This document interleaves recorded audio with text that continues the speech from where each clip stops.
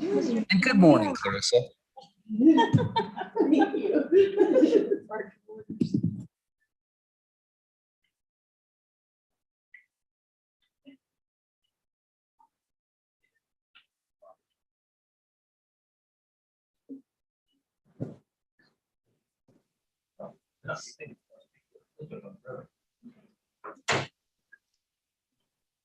Sorry, Clarissa, are we live?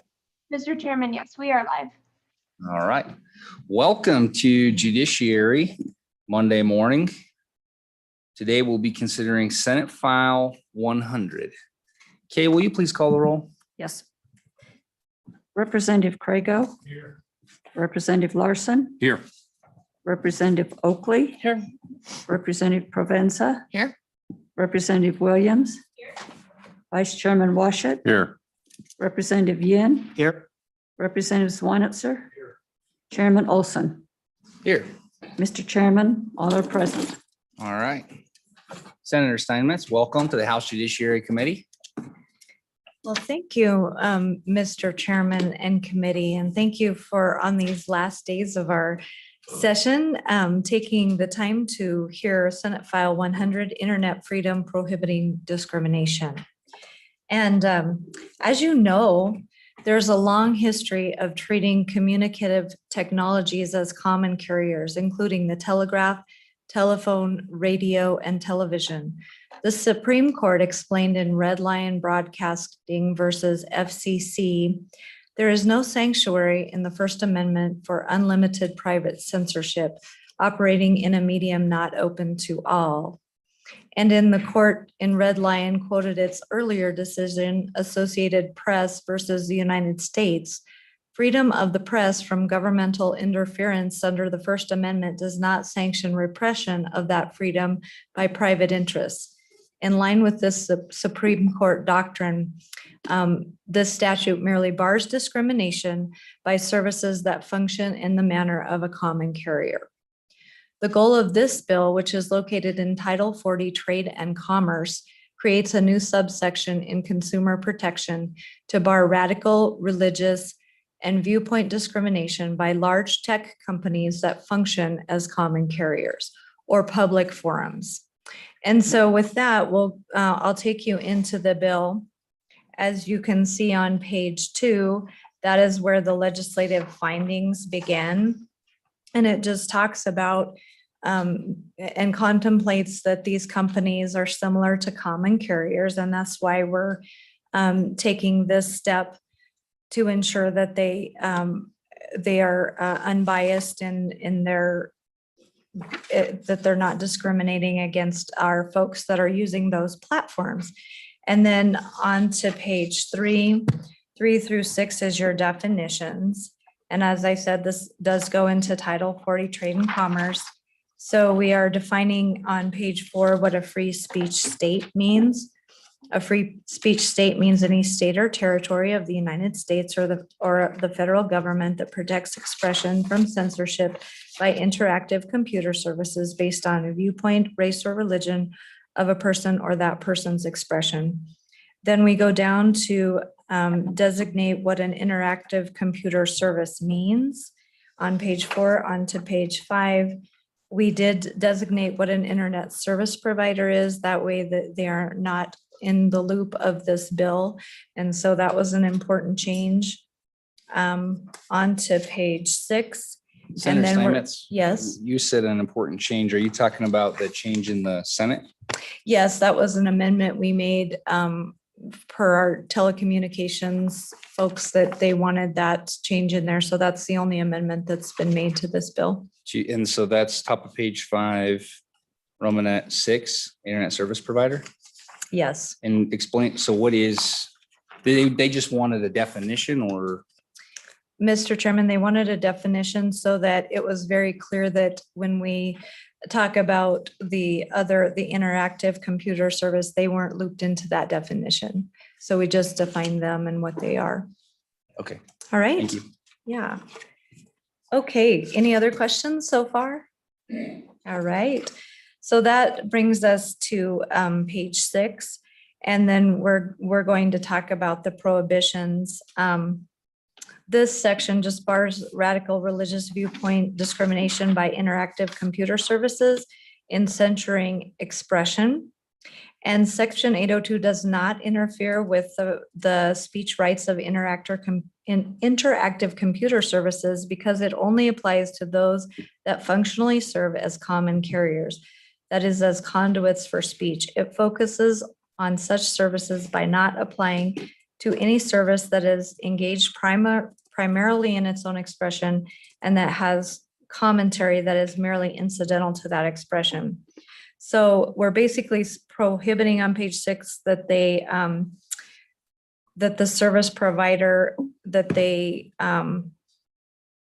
cannot have viewpoint discrimination, but then there's prohibitions of that. So they go on down to say that if they have functionally on page 7, functionally has more than 20,000 active users with any 30-day period, that it's functionally has more than 150,000 active users within 1 calendar month, and only to protect a user residing or doing business and sharing the expression or receiving expression in this state, or the expression sharing expression or receiving expression to the extent the expression sharing or receiving occurs in this state, or in down to line 16, any other free speech state, and down to line 20 and 21 on page 8, any other state or territory of the United States. And then we're going down to who would not be covered. It shall not be construed to subject the interactive computer service to any action or require remedy for something that's protected under the laws of the state of Wyoming, which is on the top of page 9, which is specific. It is specifically authorized to censor under the laws of Wyoming or the United States, or from censoring unlawful expression. That's very important when you get to the middle of page 9 on line 13 and 14, because we want them to be able to still take care of unlawful actions just like they normally would. And it shall not apply to a interactive computer service that has been available to users for not more than 12 months or is engaged primarily in its own expression. So that is a very important exclusion there.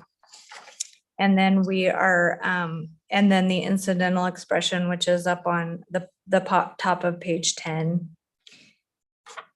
And then we go into the remedies. We go on into the remedies. I did want to comment on that, though, that this section avoids conflict with the dormant commerce clause by applying a range of circumstances, most of which will clearly satisfy the doctrine on this subject. The narrowest application is to users and expression within the state. More broadly, the statute expands the realm of free speech to include other free speech states, which is what we just talked about, that have similar statutes. And finally, the limitation extends to the entire United States. So it's a step-by-step approach. And then it also carefully specifies who will not be subject to this. And so we went over that. On page 10, then you go into the remedies. And this section provides for declaratory, injunctive, and monetary relief, including costs and reasonable attorney fees to any prevailing user. It also provides for actions against persons to aid and abet any discrimination under the statute. The section additionally secures a jury trial in such actions and authorizes courts to hold defendants in contempt if they fail to comply, and that's on page 11. And the section also provides for damages action when interactive computer services disclose identifiable private information on the grounds that it is a breach of fiduciary duty. So that is basically the bill, and then it goes in on pages 12 through 14 and applies that to social media platforms as well. It's basically the same language, and then that takes you to the end of the bill. And there's a severability section in section 4, and then it's effective July 1st, 2021. And so that is basically the bill, and I would stand for any questions. You can sit. Thank you for that. So on page 6, interactive computer services discrimination prohibition. The content is race, religion, or viewpoint of any user or another person. And I don't know the history behind viewpoint, but to me, I guess it's a new term to me. So help me understand because viewpoint's not defined. I'm not necessarily certain that it has to be, but what do we mean by viewpoint? And more specifically, is this somewhere else in law? Is it because other states use a statute and use viewpoint? Why do we land on viewpoint? And the reason why I ask that is because if you fast forward to the social media section, viewpoint appears there as well, but we use terms that make a little more sense to me in terms of existing law, like expression. And so help me understand what is viewpoint and how is it different than expression? Mr.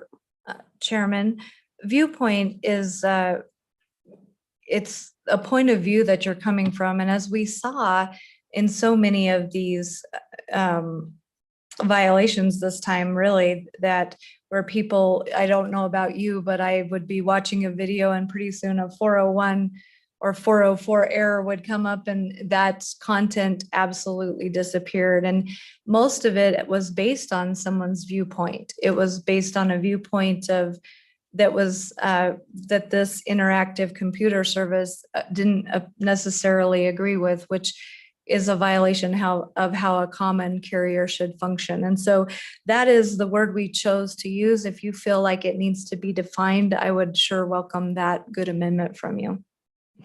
So does viewpoint exist anywhere else in First Amendment law? Mr. Chairman, I don't believe so, but I'm probably not the best to answer that question as I'm not a practicing attorney. Well, okay, let's do this then. I think you mentioned some other states that have passed similar laws, or are there any states that have passed similar laws? Mr. Chairman, I would probably defer to my friend Harriet Hageman, who's behind me, who has been dealing with this in other states, and she might be able to answer that for you. Okay, we can do that. We can if you'd like, we can just bring Ms. Hageman up with you. Yes, Mr. Chairman, and I apologize. Philip Hamburger, who has been instrumental in this legislation and helping craft it, was unable to be with us today, and he has answers to some of these questions that maybe I didn't anticipate. Okay. Ms. Hageman, do you have some more information on viewpoint? Are there other states that have passed similar statutes? Why did we land on viewpoint versus expression?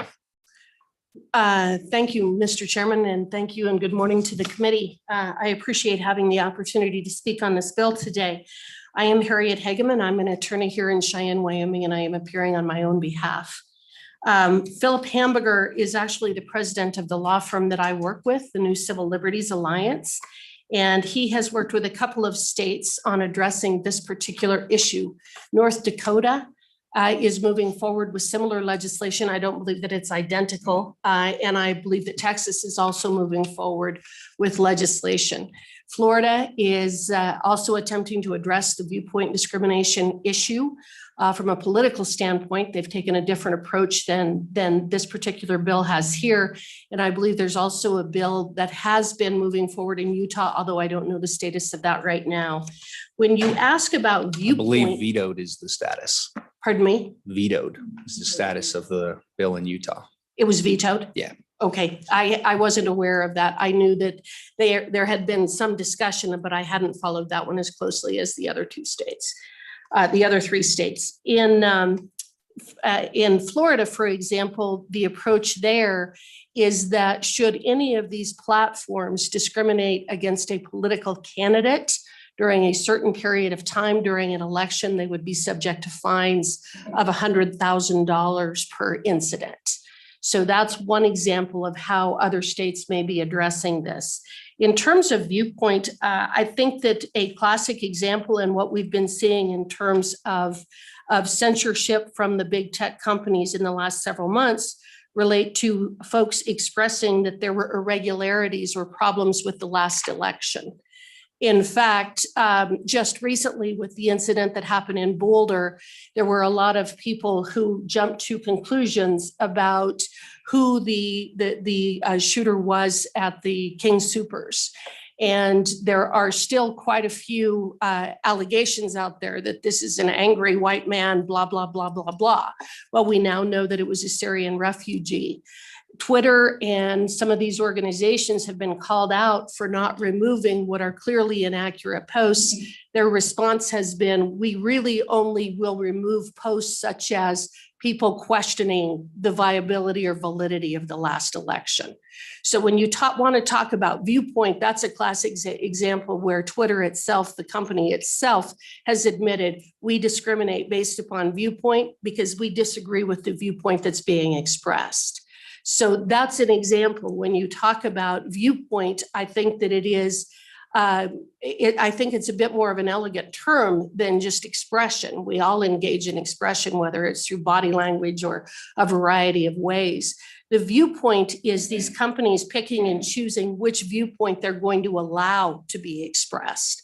So expression is kind of the big, how you make your viewpoint known, whereas the viewpoint is someone saying that I think that there were irregularities in Georgia, for example, in the last election, and having these companies remove that kind of content because they disagree that there was in fact that kind of those kinds of problems with the last election.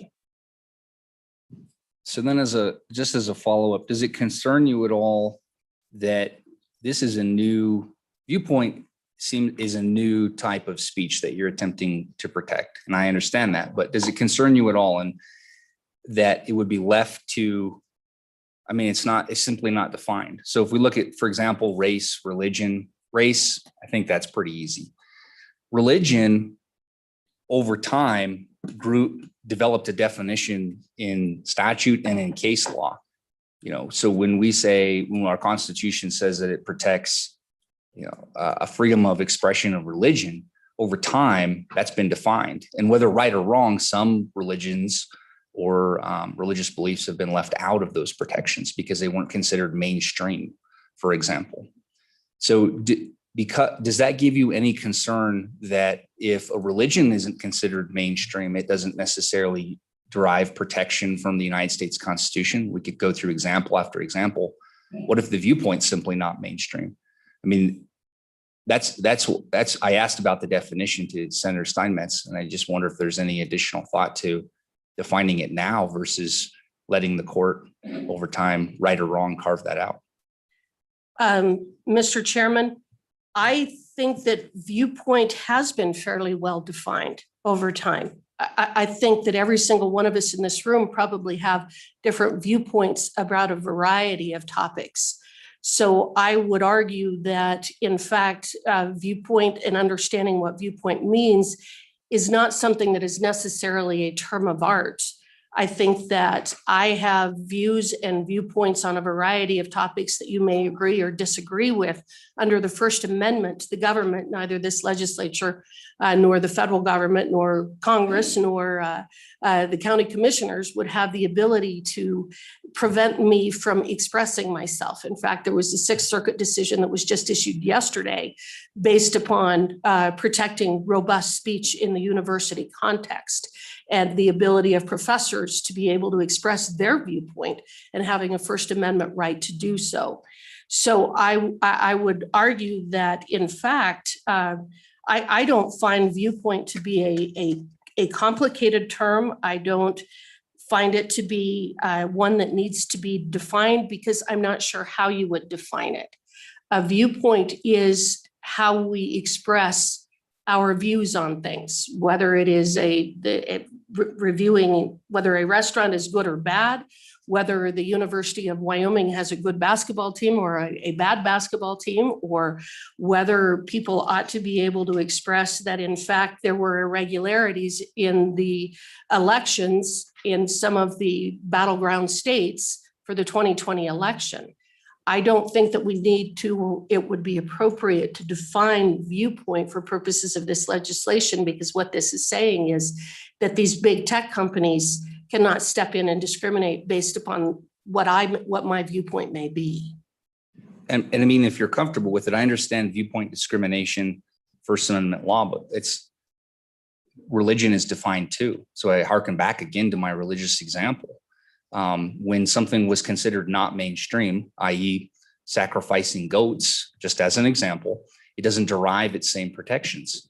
Another example would be at one point in time, the Latter-day Saints movement held protection under existing law for polygamy.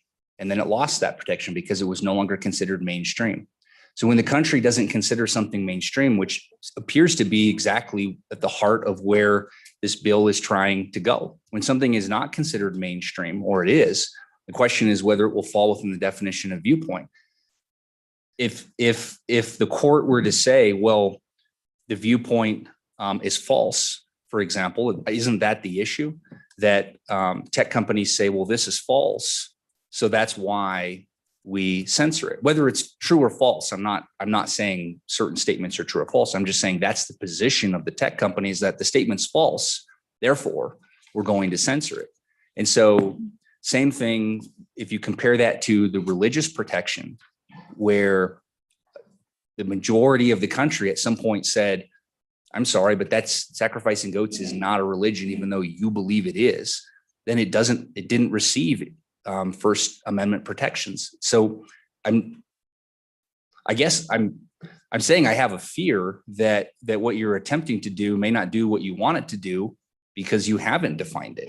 But if you're comfortable with it, you're comfortable where the court went with religious protections and where it went with First Amendment protections in the past as it defines them, then I think that's fine. But I think the more that a legislative body can define its specific intent and what it is attempting to do, it leaves less discretion to the court. And that's my only point.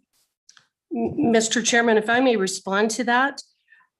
First of all, I believe that First Amendment protections of freedom of speech are extremely broad. I don't think that courts do come in and say, we disagree with sacrificing goats and therefore you're not allowed to engage in that religion. In fact, I think that the case law has very clearly stated that that isn't for the courts to decide, both from the standpoint of religion, but even more broadly from a First Amendment standpoint. I think one of the most heinous examples relates to the group out of Kansas. I can't even think what their name is, but the courts have specifically held repeatedly that the freedom of speech is the freedom to say things that may be offensive, that people disagree with, that may not be true. In fact, I can walk out in the front of this building, stand on the sidewalk and say from the top of my lungs, the sky is purple, the ground is chartreuse, and there isn't that this isn't the seat of the capital of the state of Wyoming. None of which would be true, but nobody has the ability to say, I don't have the right to say that. Freedom of speech is quite broad in this country and should be. And as I indicated just yesterday, the Sixth Circuit Court of Appeals confirmed that, finding that university professors have a First Amendment right in their classrooms. So I guess from the standpoint of viewpoint, I'd come back to the case of Red Lion Broadcasting. It says there is no sanctuary in the First Amendment for unlimited private censorship operating in a medium not open to all. And freedom of the press from governmental interference under the First Amendment does not sanction repression of that freedom by private interests. I would also say one more thing, and that is this. We all recognize that these companies have become extremely powerful and extremely big, and they do have the ability to suppress speech. We know that they do it, they admit that. So you've got Twitter, Facebook, Amazon, YouTube, those are just some of the companies. And what we've historically done in looking at companies like that is we've either regulated them similar to a utility, or we have come in with antitrust type of proceedings to break them up. This is one of the mechanisms by which we can ensure that these companies can continue to operate, but people can also ensure that they have the continued ability to engage in their First Amendment rights. That's helpful. And just to be clear, I'm not saying that the First Amendment isn't well and alive and that it should be extremely broad. In fact, I'd probably want it to be broader than I think most. I guess I don't have as much faith in in the totality, when you look at the totality of Supreme Court decisions on First Amendment, I think I probably would have landed a lot broader than our court over time, and that was my point. Vice Chairman Washit. Thank you, Mr. Chairman. Senator, Ms. Hageman, my question deals with this idea of a fiduciary duty to their users. Where does that fiduciary duty come from? Is that part of the user agreement? Is it just a matter of default practice? Where do we come up with the idea that these computer companies may owe a fiduciary duty to their users? When would they owe it and when would they not? Senator Steinmetz. Thank you, Mr. Chairman. The fiduciary duty comes in if they were to sell private information, and that was what that was trying to get at. Now, there are times when you enter a user agreement and you agree to let them utilize some of the information that you provide, and so that would be taken care of under that user agreement, but that was in addressing the confidential information.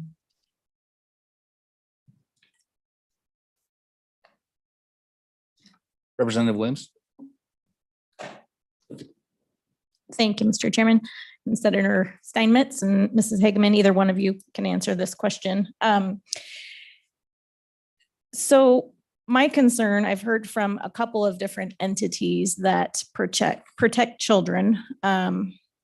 One organization in particular that deals with, I can name names, right? The National Center for Missing and Exploited Children has two concerns about this bill. The narrowness of the content that online providers would be permitted to remove, and the potential for the aiding and abetting provision to silence victims from reporting exploitative, abusive, and harassing content relating to the sexual exploitation of a child. Some of these entities have proposed a few amendments, and I'm just curious if you would be open to that. Representative Steinmetz. Thank Or you. sorry, Senator. To That's be all right. fair, I'll always be a Sherry representative served in in my the House heart. Representatives. Yes. I'll always be a representative in my heart. But Mr. Chairman and Representative Williams, yes, I would look at any amendments that you would provide. I would be glad to work with you on those. I would also direct you to the top of page 3, line 1 through 3. The laws of the several states of the United States already protect against obscene, violent, harassing, and other dangerous expression. And so that is contemplated here, that would not affect any of the other laws protecting those areas. But if we need to make that even clearer, I'd be glad to work with you on that. And Mr. Chairman, if I may add, Representative Williams, I very much appreciate that question and that concern.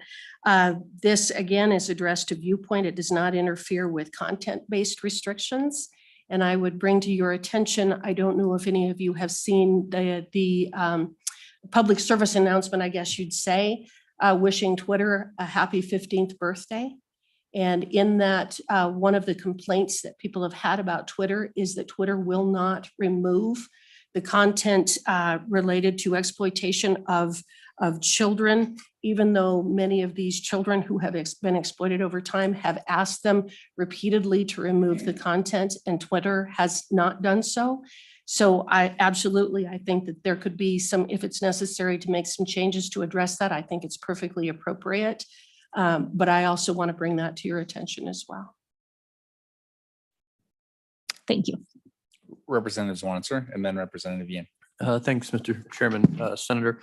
My question's on page 18, and it's that subsection F. And so I've read through the bill a couple times, and most of it's about, discrimination, I understand. And it seems like we throw F in, that is a penalty for releasing private information, which seems almost like an add-on that doesn't really flow with the rest of the bill's purpose. And just any explanation of if that's part of the boilerplate language that's coming forward, or if that was, I kind of understand how it ties in, but releasing of private information in tandem with, disseminating your viewpoint, I suppose, but I don't know if you could just explain a little bit more on where that line is drawn and I can understand preventing discrimination and not stopping someone's viewpoint, but I don't quite understand what private information is in this context where we would have $1 million fine. If you could elucidate that some for me. Senator? Mr. Chairman, we can get further clarification on that. That it's just contemplated that if you didn't agree to that information being disseminated, that they wouldn't, if that's not in the user agreement. So that's my understanding of it, but I'd be glad to get you further clarification. What, so further clarification. So is that, back me up, then maybe I missed this. Where does this language in this bill come from? Mr. Chairman, Philip Hamburger Okay. helped out with this bill. And he was the major drafter and worked with our attorneys to work on this piece of legislation. And Philip was who was not available today? Yes, unfortunately. Okay. Representative Yin? Senator Steinmetz, Ms. Hageman, thank you. Mr. Chairman. So you talked about the example of, you could stand in front of the Capitol and say a lot of things. Could you stand in front of the Capitol and say, I think if the Capitol doesn't do what we want, we need to raid the Capitol? Is that an appropriate thing that is protected under our First Amendment? Senator Steinmetz? Thank you, Mr. Chairman. No, advocating for violence would never be an appropriate advocacy under this. I mean, I don't think anybody wants to advocate for violence. So So to follow up, Representative yeah, Yin, Mr. please. Chairman. So to follow up on that, my question is, how does a internet service provider or interactive computer service decide what is considered incitement to violence and what isn't, and what is just a regular viewpoint and expression? I think in this legislation, you essentially either make them judge and jury, or they don't know what is or isn't protected, and then they have to go to a court every single time that happens. Is that the case, Mr. Chairman? Mr. Chairman, they would have to go through whatever process is contemplated. However, I think that it's just like the telephone company.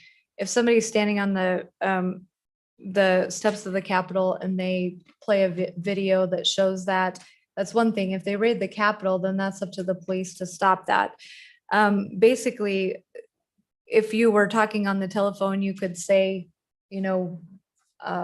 it's contemplating them being a common carrier rather than a gatekeeper of content that is not illegal. So if whatever is illegal, they could go by those rules rather than, and we have a lot of laws on the books in those areas. I'm sure there's a lot of case law as well. And so that's what's contemplated rather than them making up their own laws or deciding who's right or wrong or all of those things. Obviously, if you're using your telephone for an act that is inciting violence and the police find that out, they can come and subpoena your telephone records and get a hold of what they need, get a warrant for your phone and things like that. So that's in more of a law enforcement area. This is more in expression area. And so that's what I'd have to say on that. And So, Mr. Chairman, others would have more to add. if someone posts an incitement to violence on a social media service, they just have to leave it up essentially until a court tells them that they need to take it down. Is that the case? Mr. Chairman? Go ahead. Ms. Hageman? If I may respond to that, Chairman Olson and Representative Yin, that happens right now. The Facebook and Twitter and Amazon and YouTube, those types of activities are going on right now. And they have the ability to remove content-based or to adopt and impose content-based restrictions that prevent people from inciting violence, for example. And this doesn't change that. This does not affect that. What it does say is, again, if you have the viewpoint that, for example, the election in 2020, that there were irregularities associated with that, that they cannot remove that based upon viewpoint. And the process is set forth here. So what happens is that my understanding is if I were someone that went out and expressed a viewpoint and it was removed from Facebook or YouTube, what this does is give me a mechanism by which to challenge the decision to do that. That isn't they still have the ability to address the exploitation of children. They still have the ability to remove content that incites violence. That was something that has been addressed with the January 6th incident at the Capitol in Washington, DC. And in fact, that's one of the things that they've been subpoenaing is their phones to look at how those folks that went into the Capitol, how they did interact with each other, how they did communicate with each other. So this doesn't have anything that would impact or stop the law enforcement from being able to proceed against people, and it wouldn't stop content-based restrictions. So, Mr. Chairman, Representative Ian. thank you. Now I'm a little bit confused. So that means, I mean, I guess walk me through the process. So I put something that, I think vaguely implies incitement to violence. Social media decides, this is content that incites violence. I'm going to take it down. And then I go and use the process in this bill to challenge that. Is that what happens? Okay, so then you're saying that if I was a social media company, now I am going to possibly face whatever penalties are in this bill if I start taking people's stuff down. And I think, and maybe you can tell me that I'm wrong, that we're going to start having more content stay up longer because social media companies are going to be scared to take down content that they do think is incitement to violence because the other party doesn't necessarily think it's incitement to violence. Is that true, Mr. Chairman? Senator. Mr. Chairman and Representative Yin, thanks for your good questions. I just want to take you back to page 9. And this is what the article shall not be construed to. And line 13 and 14 prohibit an interactive computer service from censoring unlawful expression. So if there is unlawful expression, then they are perfectly able to act. And so, I think we all want our government to function within the confines of the law. And that's all we're saying here is we just want everyone playing by the same rules. Mr. Chairman, Representative this will Ian. be my last time, but I think I agree that, I don't think we should be prohibiting interactive computer service from censoring unlawful expression. However, I don't think that we should be asking the interactive computer service to understand what is and isn't unlawful expression. Thank you, Mr. Chairman. I think, the questions it's a good train of questions that's making me really think here because we're using the terminology unlawful, but the reality is, and if we go back to our original conversation on how established First Amendment law is, and we've kind of alluded to this throughout the conversation, but there are content-based restrictions that are age old within our First Amendment law. And we've alluded to a couple of them. I believe, Ms. Hageman, you pointed out how Twitter has failed to take down some of its sex trafficking. So areas of, for example, these are areas of content-based speech that are not protected: child pornography, Right. Defamation, actually, libel, slander, hate speech, words that incite violence. These are content-based restrictions that our First Amendment law has long held do not derive protections. And I'm squaring that with your bill, and you're saying nothing. You're saying one thing about if it's unlawful, then authorities will take care of it. But I want to make sure I understand when we use the word gatekeeper, because when I heard Ms. Hageman say Twitter's not taking down this content that wouldn't have First Amendment speech protections regarding children and the exploitation of children, I'm hearing that they should be a gatekeeper and they should take that down. And so if I think about somebody who peers through the window of my house and takes photographs of my 9-year-old daughter and then puts them on Twitter or Facebook, I darn well want Twitter or Facebook to be a gatekeeper, and I want them to take that down. And we're not saying that we don't want Facebook or Twitter to take down certain content. We're not saying that, right? No. Mr. Chairman, absolutely not. We think, or my understanding of this, it's the first step in trying to make sure we're on an equal playing field. They need to be handling things lawfully all the way around. And this bill may not be able to address all of the things that have arisen over time as technology has advanced and these social media platforms have evolved. I think that would be a lot for one bill to do. But this bill is taking one bite at a specific problem that we have seen arise. And I'm sure that just as we keep adding to blockchain every year, or we do, all of our laws evolve over time as we have ideas and our constituents run into issues out in the real world. That's what these bills are designed to address. And that's what this bill is about. So then just as a follow-up, if I understand it right then, so areas of law that receive lesser or areas of speech that receive lesser or no protection. We went through the list.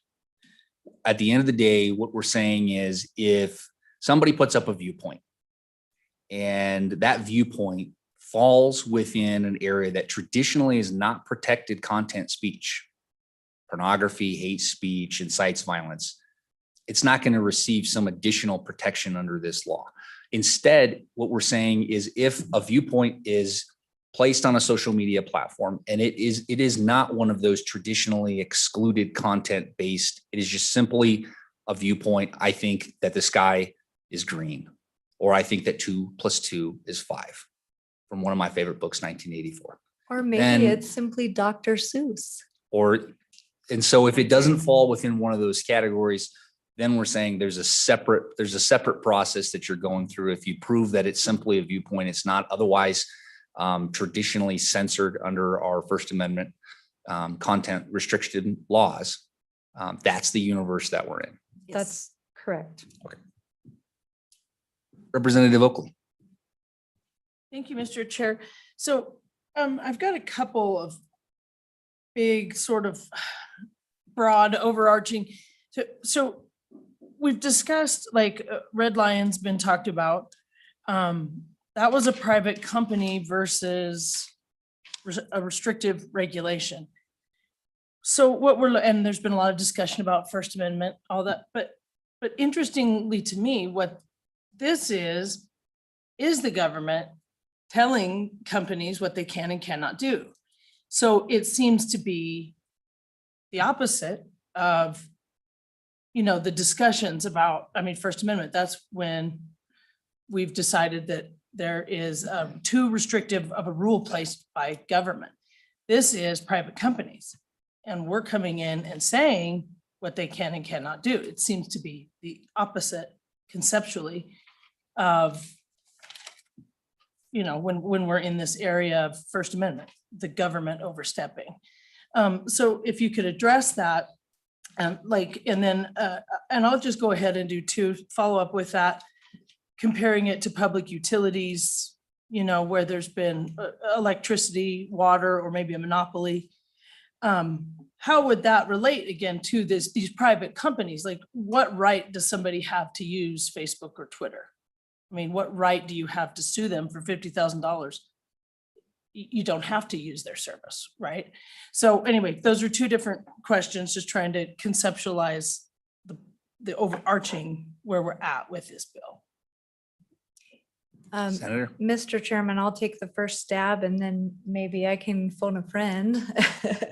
But I do think when you have a company that is basically a monopoly, just like you have 2 options with that, you either regulate them or you go for antitrust remedy, just kind of like what we're seeing with the big packers. And it's a protection for our citizens. I do believe it's an obligation of government to protect our citizens when a company gets too large and too monopolistic. And so that is, we have a choice whether we buy beef or not too, but there are 4 packers in the United States that can restrict the supply, can crash the market, can do a lot of different things. And I think that these companies, we can see in their shutting down of free expression can have similar effects. And so that's my short answer. And then what was your second question, Mr. Chairman and Representative Oakley? Mr. Chair. Can I go ahead? So, because I did do two, I'll quickly actually respond or ask a question about, but when you relate it to meat packing and monopolies that affect the market, we're talking about access to paying for, access to meat. What's the cost of meat or a public utility if it were actually having access to electricity or something similar? Facebook is a free service. So the idea of them controlling the market, comparing it to a monopoly because of the costs of something that's a necessity. I don't see the correlation to what we're talking about here. And again, so I'd go, what right do you have to Facebook? And how would that relate to, again, meat packing? They aren't going to control it so that the price goes up high. You know what a market is. I mean, this isn't that type of a market, right? Mr. Chairman. Senator. It's not just Facebook, it's Amazon, it's a lot of other monopolistic companies that do control pricing and different things within our society. And if I may add, Mr. Chairman and Representative Oakley, a couple of things. You've asked about the government regulating private companies, government telling companies what to do. Government tells companies what to do all the time. If you look at all of our statutes, many of the statutes, whether you're an oil and gas company or you are a gravel company, and there are all kinds of regulations and statutes that you must comply with in order to produce those goods. Gravel, I would argue, is absolutely imperative for us to live in a civilized society. We use gravel to build our buildings and pave our roads and things like that. Yet we regulate gravel companies through the Department of Environmental Quality and through counties and things like that. So we tell companies what to do all the time, whether they're private or most of them are private. What we are dealing with here, and I think the reason that it's become necessary to address this is because we are dealing with a monopolistic situation. And the monopolistic situation has been created because the companies themselves have been very aggressive at making sure that they block all competition. And I think Parler is a classic and a perfect example of that has played out over the last 2.5 months, where Parler was an alternative to Twitter because it does provide for more of a robust speech type of platform. After what happened again on January 6th, then the Amazon and Google and those companies shut it down. So they stopped the competition from being able to provide that free exchange of ideas. And so again, as they say, how do you eat an elephant? One bite at a time. I think that's what Senator Steinmetz was pointing out, that to address the situation that has been created by these monopolistic companies, it is necessary to try to find some way to prevent them from discriminating based on viewpoint. I think just to follow up on that, because we keep getting a little lost in the conversation about monopoly, because I agree with Representative Oakley's train of thought. And I agree with Ms. Hageman, your response about gravel and about public utilities, but I don't think the question has been answered of whether there is an individual has a right to Facebook versus the inherent utility. Well, I got to heat my house. So, it's a very different situation. To me, to me, I don't understand the monopoly conversation. What I understand when it comes to speech, and maybe you could show me some examples where we decide to regulate speech or deregulate speech based on monopolies. But my understanding of speech is simply the question of whether it is the public square or not. And I think that's the question. I think the question is whether Facebook, Twitter, whether these social media platforms are in fact the public square. Go back to our Capitol example. Why is speech protected on the steps of the Capitol? Because it's the public square. Is it equally protected inside my law office? No, because that's not the public square. Is it equally protected within any of your, your business, Ms. Hageman? No, because that's not the public square. So are we saying that Facebook is the public square and ought to be the public square? And if we're not, help me understand why how monopoly ties into expression of speech. Chairman Olson, you actually hit the nail on the head. That's exactly right. And I did not finish what I had written down in response to Representative Olson or Oakley a moment ago, but that is exactly right. This is where speech takes place. So when you say you don't have a right to have Facebook or Twitter or Amazon, but if those companies have created the circumstance where that's where speech takes place, and it's really one of the only mechanisms that we have to make sure that our viewpoints are known, then I think that the cases that we've talked about, actually, while they preceded obviously the social media type situation, I think that the rationale and the purpose underlying those decisions applies very well to this, which is that we know that the government cannot hinder speech under the First Amendment. Have we now entered into a circumstance where someone else is able to do that? And what do we do in response? And I think that's the question that's before this committee today. So if Facebook and Twitter are the public square, they are a traditional public square. And does it not make more sense for the federal government to declare it as the public square and then place Facebook, Twitter, and other social media platforms under complete regulation by the federal government? And I ask that because I'm thinking through some of the outcomes of if we declare in Wyoming, Facebook, you are the public square.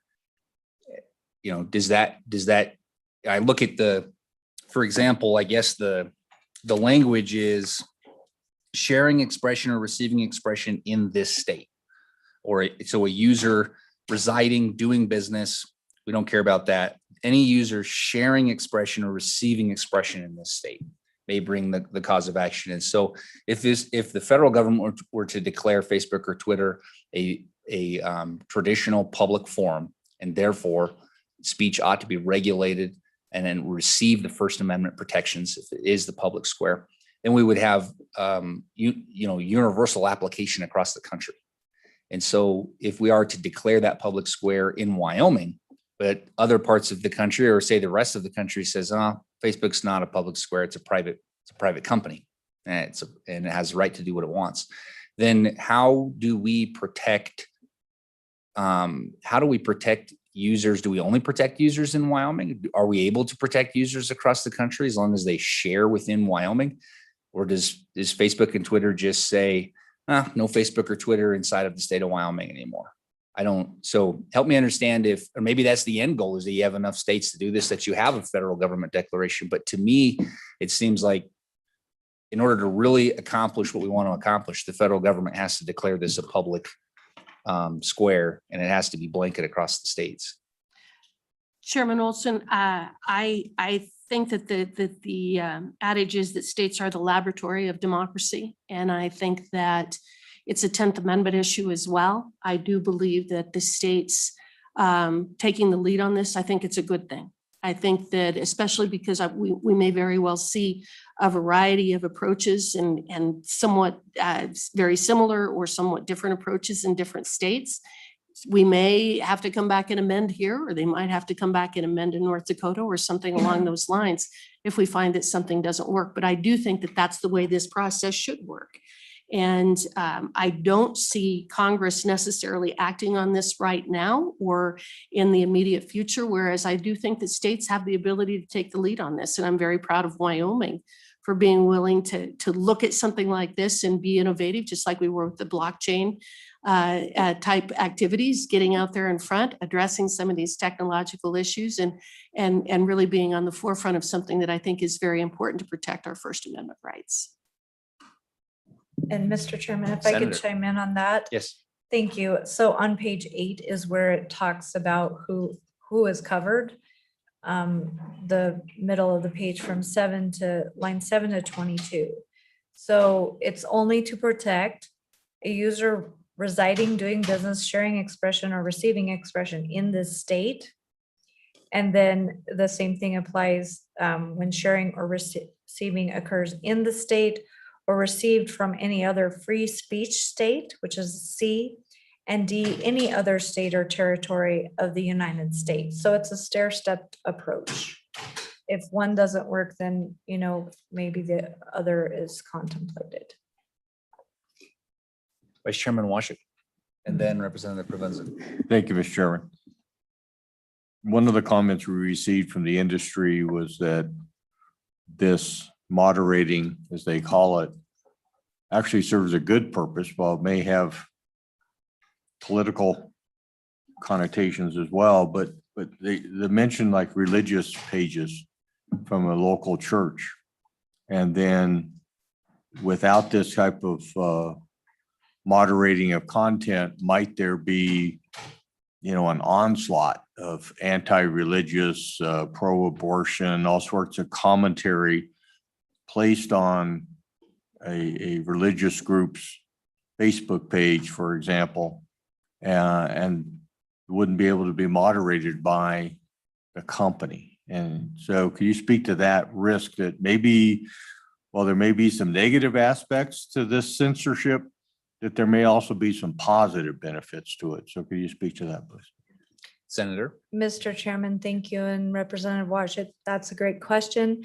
I don't know about you, but on all of my pages, I have a business page, I have my political page, I have, as far as Facebook is concerned, I'm the moderator on that. I'm the one that censors that. I'm the one that can remove inappropriate language and things like that. So I think that would necessarily fall with the administrator of the page rather than the company if it's not unlawful.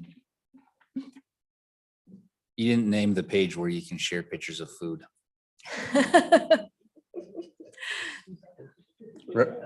Representative Provenza. Thank you, Mr. Chairman and Senator Steinmetz, sorry, noise here, and Ms. Hageman for being here. Thank you. My concern is that these companies might say, the heck with Wyoming, this is a lot of hoops to jump through, or the risk is too high. If we're sued, we're looking at $50,000 each time, and just leave entirely. And if these companies leave entirely, no purchasing from Amazon, no access to these social media websites. So is there anything to say in this bill that's going to protect people between now and July 1st if they decide to do a mass exodus because they don't want to possibly accidentally violate this statute? The only thing that I can say, Chairman Olson and Representative Provenza, I think that there has been a couple of questions that have been asked along those lines. The only other one that I can think of off the top of my head is, I don't remember if it was Australia that recently attempted to impose certain restrictions upon these companies. And there was some of that saber rattling that took place. And then they basically said, yeah, we'll do what we need to do to work within the confines. Again, all we're asking is that these companies not discriminate on the basis of viewpoint. And I don't think that is too much to ask with companies that have the kind of reach and make the kind of money and have the kind of advantages that these companies do. And so I don't know if they would make the decision to do that. Again, there are other states around the country that are moving forward with the similar type legislation. I think it would become very difficult in many ways for them to basically enforce a blackout against Wyoming, but I don't really know how else to answer that question. Well, and I think, Ms. Hageman, the example would be China. China has no Facebook. And it's a little bit different scenario, but China, its government declared we don't want Facebook within our nation state. And Facebook said, okay.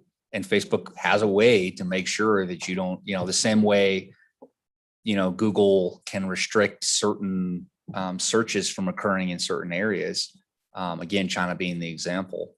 So And that was, I kind of rambled a little bit, but it was in one of my questions, you know, if that's, is that when you don't have a federal approach, to me, that is one of the possibilities that this goes into law and Facebook says, okay, and they do what they did in China, however they do that. And they say, we're going to draw a geofence around the state of Wyoming. And when you're inside the state of Wyoming, you can't have, Facebook doesn't function. So, you know, and I think that maybe that's a far-fetched concern, or maybe it's a legitimate concern as we as representatives, obviously, if I were to say, okay, I think this isn't asking too much for viewpoint protection, but then I pass it into law and then all of a sudden I have 10,000 constituents who no longer have Facebook. I think that's a legitimate concern because they want to share their food pictures. They really don't care about political speech or non-political speech or any of that. They just want to share the pictures of their kids and their cat videos. And now all of a sudden I took that away from them. Mr. Chairman, and maybe they want to share Dr. Seuss and some other things too. And so from my constituents, I've heard this as a concern for them. And so I was very pleased to bring this bill forward. And as you know, if we, this is all legislation is kind of a work in progress. So this is our first bite at the apple. Thank you, Mr. Chairman. In other words, you're saying if Facebook does in fact geofence Wyoming out, we can always come back and deal with it at that point. Representative Provenza, did you have a follow-up? No, Mr. Chairman, my concern is, you mentioned Australia with the population of 25 million people in 2019. And now we're looking at Wyoming, which has far less substantial population. It'd be a whole lot easier to just cancel us off the internet. I mean, I think people don't believe in us anyway. But that's all. Thank you. So Representative Provenza, your concern is the question of whether Wyoming truly exists or not would be exacerbated. Well, and Representative Olson and Representative Provenza, maybe that's part of the reason we have such extreme concerns about the power and authority of these companies. I think that those concerns that you're expressing kind of lead us back to where we were when you say we don't have a right to do this or a right to have access to these things. When they become the form and function of your mechanism for communicating with the world at large, I think that it becomes much more of a comparison that we've talked about earlier. And that kind of brings us full circle back to my initial question and about viewpoint and defining it. And really the main reason I was asking it is out of the fear of defining it.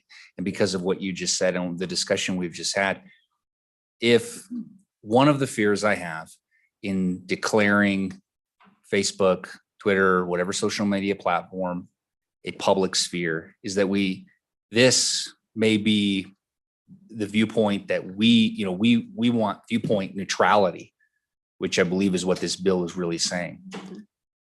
And I support viewpoint neutrality. My fear is that once we fully declare that these social media platforms are in fact the public square, then whoever is in power can define that viewpoint. Here in Wyoming, we're probably okay.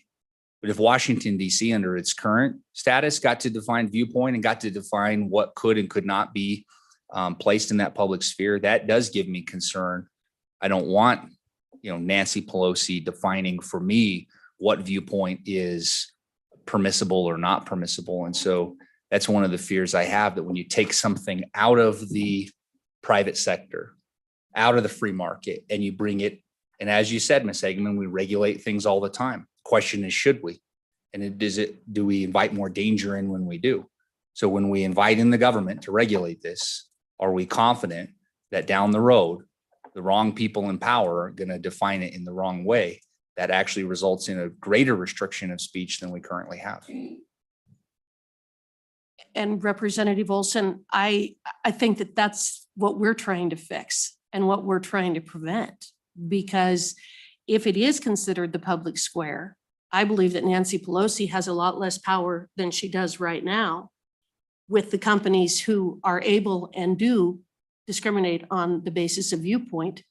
And they've admitted it. I mean, we know what has happened over the last several months especially. And so I think that once, by looking at this as the public square, by looking at this, that these companies should not be able to discriminate based upon viewpoint, I'm going to come back to the First Amendment. And I believe that First Amendment law is quite broad. I believe that we have a very robust First Amendment and freedom of speech. And I think that it is truly one of the successes of this country. And it's probably one of the reasons why we have remained as free and as open and as prosperous and as we have for 200 plus years, because of the openness of our discussions and the ability to have the kinds of discussions that we're even having today and in other contexts. And so I see this bill not as something that is going to lead to restrictions, but it's actually going to lead to an opening up and making sure that all of the viewpoints can be heard.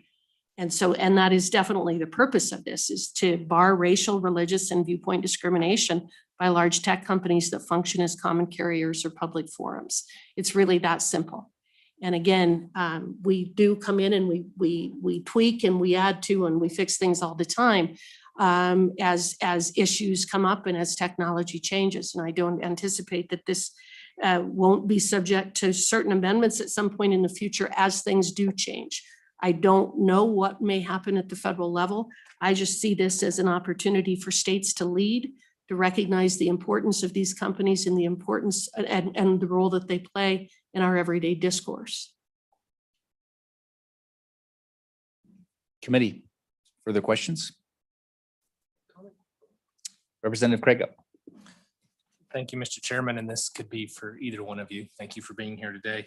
I just had a couple, I'm gonna phrase them technical questions. I'm not a tech guy. I'm not a Facebook guy. So on the bottom of page 7, top of page 8, it talks about functionally has more than 20 million active users within any 30-day period. And then the next clause is functionally has more than 150 million active users within 1 calendar month. What's the difference between those two provisions and why are they both necessary? What? Mr. Chairman, Senator. Representative Craigo, I believe this is kind of that stair step approach again. These are your smaller smaller providers. And basically we're setting a threshold for what would be regulated as a common carrier. We're not contemplating these smaller users that aren't Facebook. So that was what was contemplated there. Representative Frago. Follow up, Mr. Chairman. Thank you. I'm just curious, do those two provisions contradict each other or create confusion within the statute? I understand your point about wanting to only regulate the larger providers. I just was curious about the two different number sets and the two different provisions. Mr. Chairman, we can ask if there was a certain reason that those two numbers were put in and get back to you on that if that would help. Or maybe to this point, is there a true danger in just deleting that? And we're just saying all providers, we're not going to go after just large providers, but we're going to say all. What's the danger in the small providers? Shouldn't viewpoint neutrality apply to all providers regardless of how many users they have? Mr. Chairman, it was just contemplated that these are the smaller ones just getting started and that they weren't as large as a common carrier at this point. That was the only purpose of that. I'm sure that if you want to work on that provision, that would be within your purview. And Mr. Chairman, I do believe that it was an effort to try to address some of the concerns that other organizations may have expressed about this, that they wanted to make sure that we were getting that we were really addressing this to the larger common carrier type providers rather than some of what might be, I'm like you, Representative Craigo, I'm not the most technologically advanced person in the room either. And I think that it was just to try to make sure that we were not affecting the smaller companies. As they were just getting started. Thank you, Mr. Chairman. I have another question. Turning to page 18, and this is paragraph F.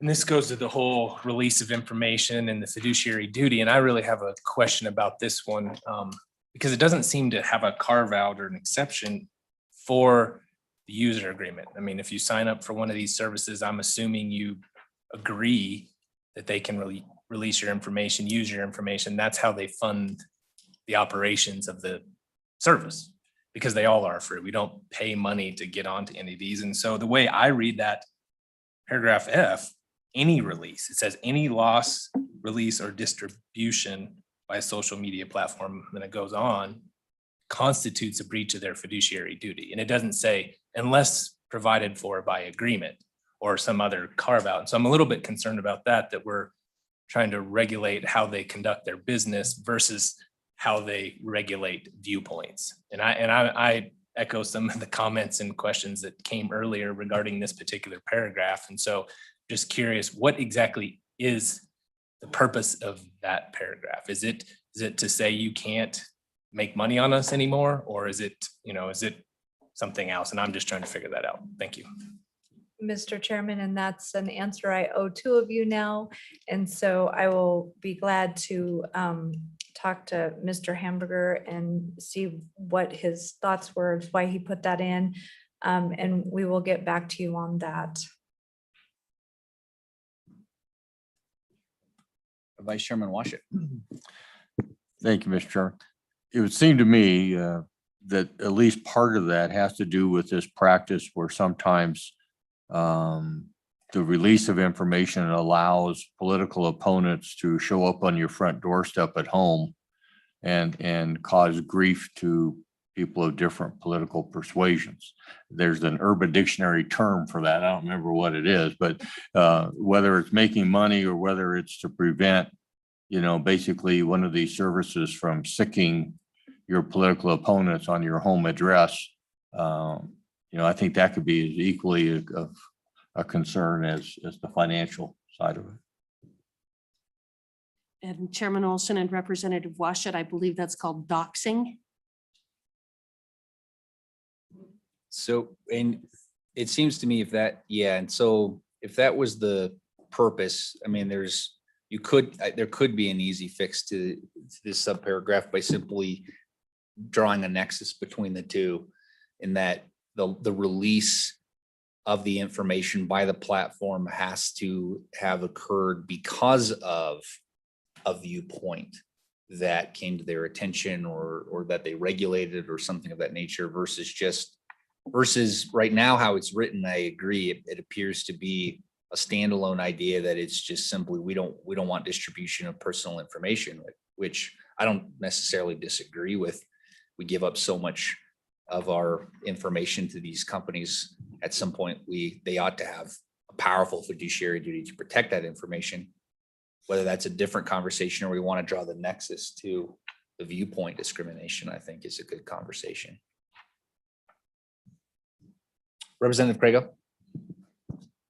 Follow up, Mr. Chairman. So I'm having a hard time squaring this up in my mind, this provision with the rest of the bill, because the rest of the bill is essentially saying we're making this a public forum, right? And that's the intent of the bill. We're going to regulate it like a public forum, but except for this little piece is not going to be regulated like a public forum. And do you understand where I'm going with that particular, and this of all the provisions, that particular one really causes me the most angst is we're asking for a public forum, except when it applies to our information. And so can you square that up for me so I can rationalize that in my puny little brain? Thank you. So would the example be back to the capital steps then? So if Representative Yin had my social security number, and because he obtained it from my wife, because I don't even remember my own number, and he went to the public, he went out onto the steps of the Capitol and screamed Jared Olson's social security number out, I'm not sure I would have a remedy against him. It would probably be considered protected speech. Even if I entrusted, let's say I entrusted him with it, I gave it to him and then he released it.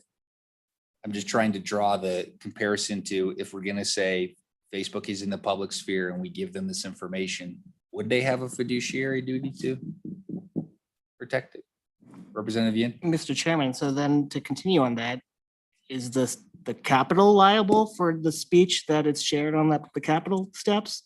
Because I think that's what this clause says. Basically, if some user posts on social media your private information, then the social media company is liable for it. And I think then we just lose the common carrier argument in that situation. Am I wrong? I don't think you're wrong, Representative Yin. I don't think you're wrong.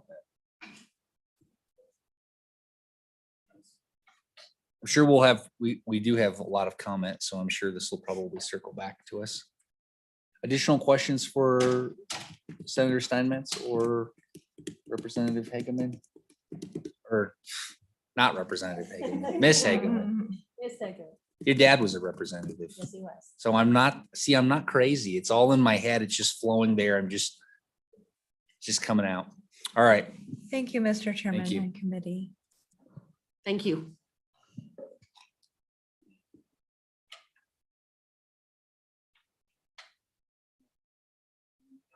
Well, we've got our first hand raised in the virtual world.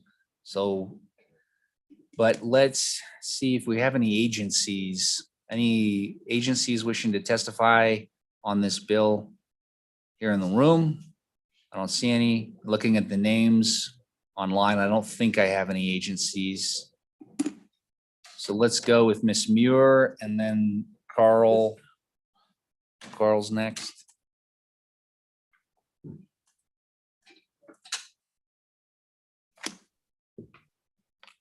All right, Terry, introduce yourself. If you represent an organization, let us know, and then let us know what you think we need to know. Good morning, Mr. Chairman. Thank you for this great First Amendment discussion this morning. My name is Tara Muir. I'm the Public Policy Director with the Wyoming Coalition Against Domestic Violence and Sexual Assault. On this bill, page 9, line 1314, does address unlawful expression, violence, recruiting of children into not the best parts of our society. But those who know how children and adults are groomed, what we know, there's a lot of seemingly nice, nurturing, lawful expression to lure children and others into these dangerous situations. We want to raise concerns about this bill. Social media companies now, they're able to take down what appears lawful, but is in fact grooming, abusive, or threatening expression. This bill may bring many lawsuits against people who are just trying to help. On page 16, line 22, those who aids or abets a violation of this article by any social media platform user. We just are seeing a little red flag here that if anybody's trying to help a victim take down posts because of their threatening or grooming nature, they're going to end up in court. And a case in point, intimate partners know what will cause fear in victims, what seems to most of us not a threat. A victim knows her death could be imminent. And we don't mean to make this extreme, but there is several different kinds of stories out there. The classic post of a dozen white roses, picture of the dozen white roses posted by an abuser, stating simply, "I just bought these today." Perfectly lawful. No one's worried about it, except friends of the victim sees it and they know this means to the victim, he's coming for her because he has told her for perhaps years that he will place a dozen white roses on her casket at her funeral after he kills her. I don't think we want people trying to help take that kind of post down to end up in court. Because there's no case law about the activities talked about in this bill, we just don't know how that would impact friends or families, or even the advocates in our programs across the state who help victims every day with the bullying and coercive posting of rapists and abusers. Still looks legal. That's our biggest concern. We asked the committee to vote this bill down and wait for a better remedy for the people who are feeling censored. With that, I'm happy to take questions. Questions for Ms. Muir? Vice Chairman Washington. Thank you, Mr. Chairman. Ms. Muir, thanks for joining us today. Is it your understanding that individuals like you and I, if we were to go on and try and shield a victim from this type of abuse, that we would be liable under this law? Or are you suggesting that these major companies are doing their best to help these victims and people who are being groomed, and this law will prevent them from being able to do that on behalf of the victims? I'm just not sure who, you mentioned people getting caught up in this. I'm not sure if you're talking about the major companies or if you're talking about concerned individuals or organizations. Ms. Muir? Thank you, Mr. Chairman. I think it's both. On page 16, clearly the lines 7 to 19 are any user who feels they are censored can take an action against the social media company because of this posting. But then page 16 is what we are more worried about with our work, is that friends and families and advocates would be subject to page 16, line 19 on down. They are the people aiding and abetting the social media company to censor someone. So we have the first worry, but it's the subsection B that is the greater worry. Nobody's got $50,000 laying around, right? Except the social media companies, maybe. Committee? All right. Thank you, Ms. Muir. You're welcome. Thank you. All right, Carl, you're on deck. Thank you, Mr. Chairman, and members of the committee. Thank you for having me. My name is Carl Zabo. I'm Vice President and General Counsel of NetChoice. I'm also an adjunct professor of Internet Law at the George Mason Antonin Scalia Law School, and NetChoice sits on the board of ALEC, where I am co-chair of the Communications and Technology Task Force. As a law professor, I absolutely love these discussions. I think they're very interesting, and I will agree with Ms. Hagman that the First Amendment is very broad. But what does the First Amendment do? It's not designed to protect me from Facebook. It's not designed to protect me from Twitter or YouTube or Snapchat or MeWe or many others. No, it's designed to protect me from the federal government. That is the purpose of the First Amendment. It is about protecting us from the government. And, you know, that's exactly what we're talking about right now. This is about the federal government telling private businesses to host speech that they don't want. Now, a couple of legal statements and things that I do want to clear up. Mr. Chairman, first of all, your point about who's in control and it being very scary is exactly right. What this bill essentially is doing is handing power to dictate what speech is and is not allowed on a private platform to the government.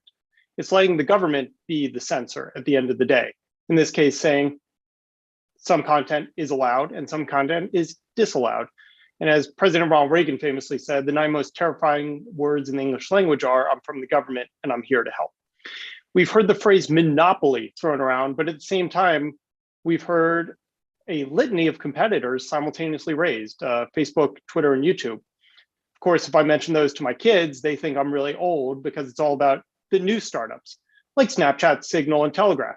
For conservatives, we have MeWe and Rumble. And by the way, Parler is back up. You can go to parler.com right now. We heard about government regulating private companies. We do it all the time. That is accurate. But this is not regulating a private company. This is about the First Amendment. And the First Amendment does stop regularly the private government from regulating a private company. We heard about the example of red line broadcasting. Now, this was an issue with what's called the Fairness Doctrine, where the government actually mandated equal airtime for both sides. Well, it was challenged, and in an exceptionally narrow ruling, the court said the FCC can regulate this when it comes to broadcast, but it cannot regulate it when it comes to basically any other medium, including cable. It's why you can have pornography and profanity on things like HBO, but you can't have it on ABC. And back in 2019, Justice Thomas in a concurrence said, you know what? I don't think the government should even be able to regulate broadcast. So they're actually looking to expand the First Amendment protections. We heard the case that was decided in the Sixth Circuit Court just the other day. It's called Meriwether versus Shawnee State University. That was where the university was requiring professors to not use he or she, but use the plural they. Well, it actually decided that because the university was compelling the professor to say something they didn't want to say, that was the violation of the First Amendment. Kind of like here, where the government will be compelling these private platforms to say something they don't want to say, hosting other people's content. We've heard the argument that they're a public square. The Ninth Circuit dismissed this. PragerU tried to sue YouTube. And the court in that decision said, despite YouTube's ubiquity as its role as a public-facing platform, it remains a private forum, not a public square, subject to judicial scrutiny under the First Amendment. We've heard phrases like common carriers, telephones came up. Telephone companies can actually block calls based on content. They do it all the time. It's called robocallers, and they block it for that. We've heard about public venues. Buses are much more akin to a public forum than a private company is, a private business. But if I got onto a bus in Cheyenne wearing a profane piece of clothing and saying things that are inappropriate in a public environment, I wouldn't be surprised if that bus driver asked me to leave the bus, and that would be their right.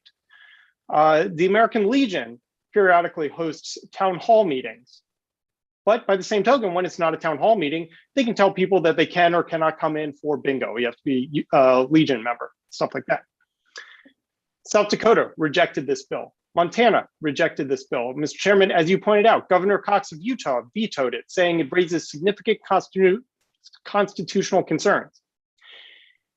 And one of the things that it has been alluded to is the type of content that these platforms would be required to retain.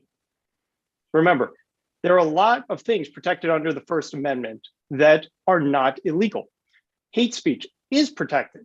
Pornography is protected. Child grooming, as you just heard, is protected.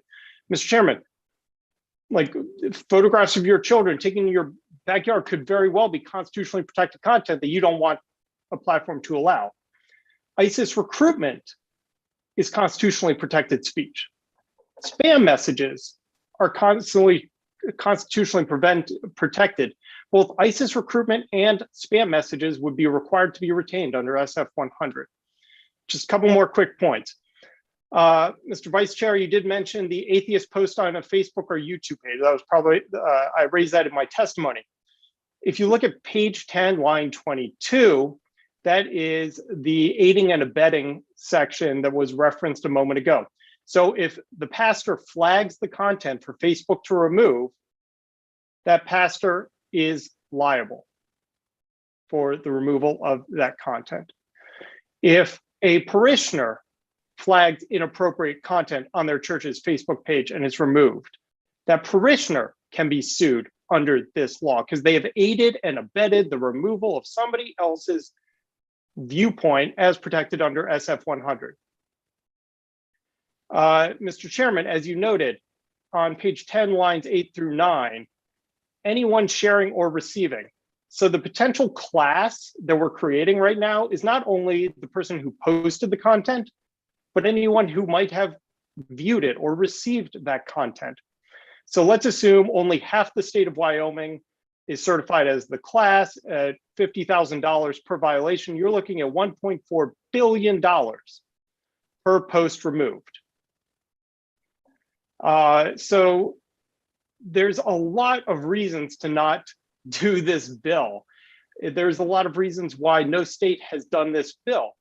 There are arguments that, you know, this is constitutional. It's not. But one thing I can guarantee you that will happen, you will see a new gold rush of plaintiffs' attorneys to Wyoming filing civil lawsuits, not only against some of the platforms, but basically any Wyoming resident who flags a post, flags a tweet, or identifies a piece of content that should be removed and subsequently is removed.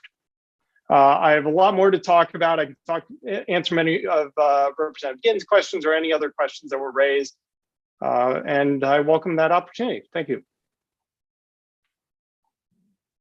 Vice Chairman Washington. Thank you, Mr. Chairman.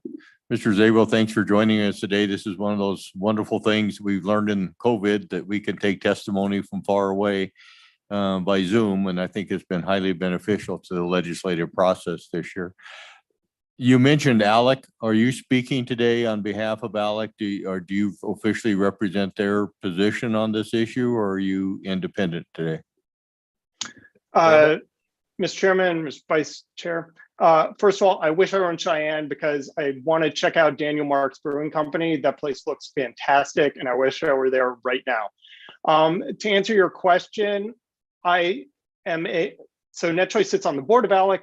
I am co-chair of the Communications and Technology Task Force. ALEC has multiple policies and resolutions essentially opposing this type of legislation. I'm not speaking for them, nor have I ever, unless when I'm actually hosting my committee.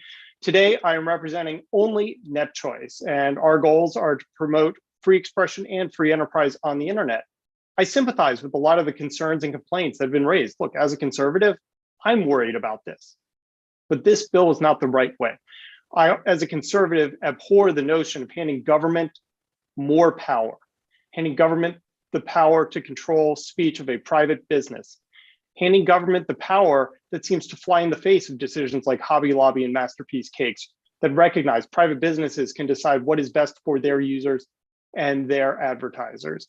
So today, I'm only representing NetChoice, but as a conservative, my political views also sometimes come into play. And fortunately, in this situation, both are perfectly aligned. Mr. Zabo, for the record, Daniel Marks is a really nice brewery. And I don't say that just because it's located inside House District 11, which is my district. Representative Zwanitzer. Thank you, Mr. Chairman. I did just want to mention Mr. Zabo has been to Cheyenne and spent a couple weeks with us a decade ago, long before the blockchain stuff. But when we had our internet privacies and ISPs battles, it's probably been 9-10 years now. But Carl was instrumental in helping us set all those up. And so is familiar with Cheyenne and certainly would welcome him back anytime. Thank you. Mr. Zabo, I just want to make sure I understood you right. On page 10, under 40-12-803, the aids and abets language on line 22, it would be your position that, for example, me as a representative, I maintain a representative Jared Olson page. And so if I flagged content on my own page, that I could be sued by any other user. So for example, a political enemy of mine shows up and wants to put information, share information on my page, leave a review maybe on my page, and I attempt to flag it, I could be then sued. Mr. Chairman, I was actually speaking to a lawmaker in Des Moines who had the very same concern about their campaign page. And the answer, unfortunately, is yes. If you yourself remove the content because you don't fall into you don't yourself meet that threshold level, that would not apply. But if you flagged it for removal, and then let's say Facebook decided to remove it and basically recognize your right to flag inappropriate content on your own campaign page, your own political page, then yes, you would be liable because you have aided and abetted the removal of that opposition comment.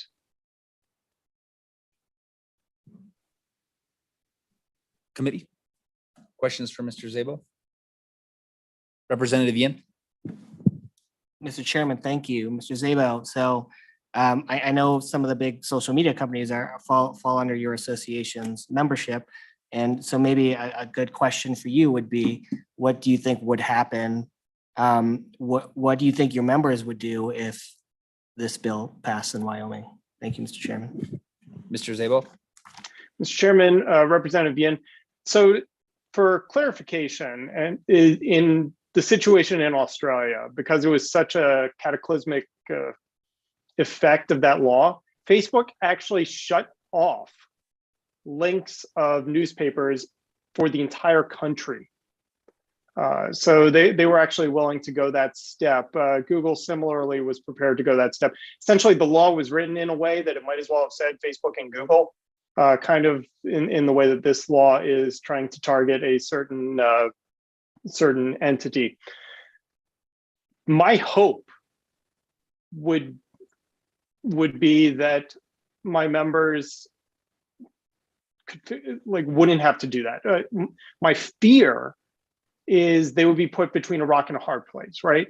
So do we risk trillions of dollars worth of private rights of action if we continue to remove things like spam emails, things like child pornography? You heard about grooming.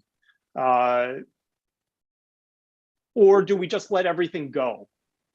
And hopefully the Wyoming residents don't end up fleeing the service because it suddenly becomes a deluge. We've seen what those universes look like.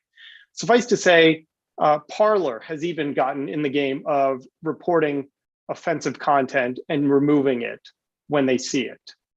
Because all platforms recognize that when it becomes an unpleasant place to be, people won't be there. Imagine going into the local store and they don't have any cleanup on aisle 6. You'd stop going there. Well, essentially, that's what we're asking these online platforms to do. Just let everything go. You can't clean it up and hope like heck people still come in the front door. And that's not gonna be good for Wyoming residents, not gonna be good for my members. So that's where we are.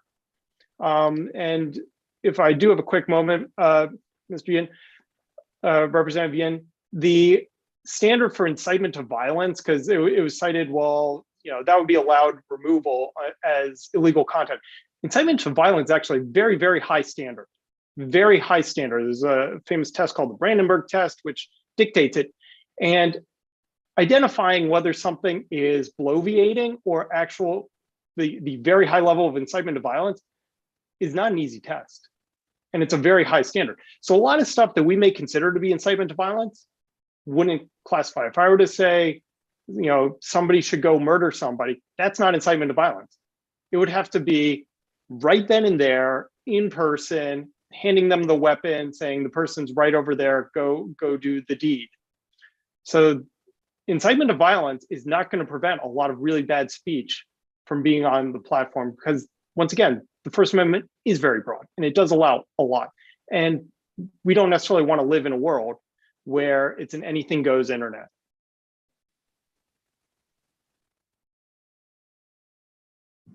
Committee, additional questions? All right, thank you, Mr. Zabo. Thank you. I look forward to going to that brewery. All right, we'll have to put that on the list for sure.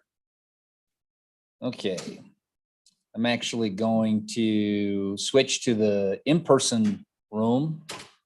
Anyone in our physical world wishing to testify on this bill?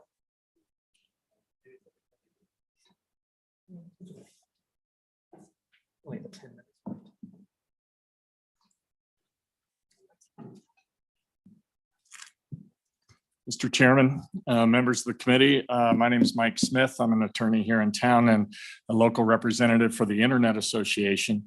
I'm joined via Zoom by Rose Feliciano, who is the regional director of state affairs for that organization that represents a lot of the large companies you've been discussing. Today, I was one of those geeks who loved law school, and I feel like I'm in a seminar class with Ms. Hageman and you, Mr. Chairman, and others. It's been kind of a treat.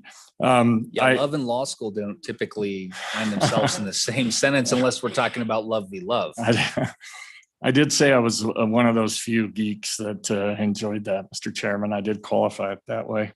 I'm going to keep my briefs or my remarks brief, given a lot of the testimony you just heard from Mr. Zabo and that to come. But just a couple quick points on the point on government activity versus private activity. I just cite one Wyoming case, Drake versus Cheyenne Newspapers, Inc., a 1995 case.